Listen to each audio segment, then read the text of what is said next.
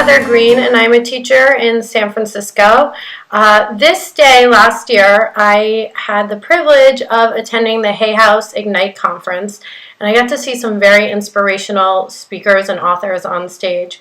I was really touched by the experience, and on that day, I set the intention that I too would become a Hay House writer and speaker, and I have made that my goal for this year. The book that I'm writing is about how to become the hero or shero of your journey. It was inspired by my own transformational journey from being a very, very sick girl that was dying to one that healed herself and went on to finish 7th in an Ironman triathlon. The story about how I transformed my life is a little bit long for this video, so instead I'm going to tell you a brief story about how a bird helped save my life when I was literally dying. So back when I was a freshman in high school, I was hooked up to IVs 3 times a day. I was catheterized because I couldn't urinate on my own. I was having seizures daily. I was sitting out on my front porch when a bird flew down and landed on the grass. It was just kind of chirping and being happy and doing what birds do, when all of a sudden a cat came and snatched the bird, and the bird was in the cat's mouth. I freaked out and somehow managed to get the bird out of the cat's mouth. Not an easy task. Anyway, I yelled for my mom. She got me a shoebox, and we got the bird in the shoebox and quickly went to the Audubon Society, where we were pretty sure they would take the bird, care for the bird, and eventually set the bird free. When we got there, the vet told us that the bird's wing was completely gone and that the bird would never heal and that the bird would essentially die. They also said that they couldn't take the bird. So that left us with, a couple choices. Leave the bird outside to die or take it home and care for it, which is what we decided to do.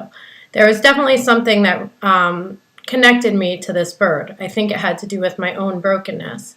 So we took the bird home, and the vet warned that the bird would be very depressed and suicidal, which she was. She refused to eat. She thrashed in her cage in an effort to hurt herself. We had to give her a water drip so she could drink her water rather than out of a bath, because they said that the vet said she would drown herself.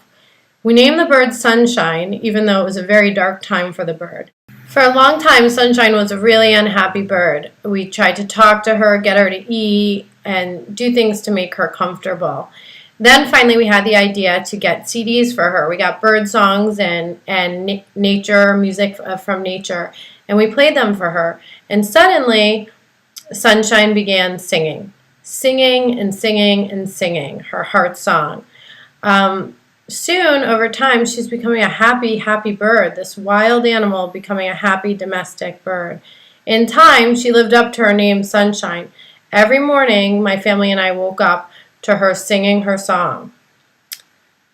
I learned several things through my experience of saving Sunshine that I think essentially saved me. What I learned from Sunshine was 3 things that would sustain me. I realized how resilient the spirit is, whether it's human spirit or animal spirit, how we know how to persevere.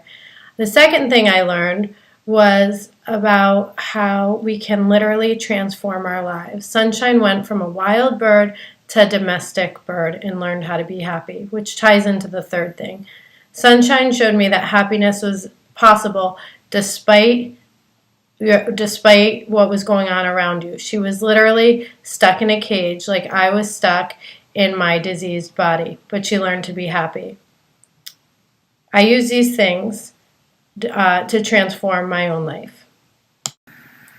Sunshine's no longer with us, but since I was a teenage girl, I've continued to collect stories of transformation about people who have become the heroes and sheroes of their journey. These people include Wayne Dyer, Oprah Winfrey, Steve Jobs, Abraham Lincoln, Maya Angelou. And several of these people are written about in my book, Flip Your Script, The Shero's Journey. It's about transformation, moving from darkness to light and creating profound change in your life. Now, since I am a teacher, I have a little assignment for you. I want you to take a minute and think about a hero or shiro, superhuman or superhero that you really, really admire. It could be Wonder Woman, it could be Superwoman, it could be Oprah Winfrey, it could be Lindsey Vonn. Okay, you have that person in your mind?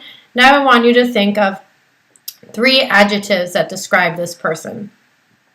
What does this person embody? Okay, you got them? Okay. These 3 characteristics are mirror images of what you value and who you are. So my challenge, my homework assignment for you is to take those 3 words and find a way to be those things this week. For example, my shiro is loving, spiritual, and empowering. So I want to emulate what she does. So this week I'm committed to a daily spiritual practice, letting someone I care about know how much I love them, and empowering at least one woman this week. So you have your homework assignment. Good luck.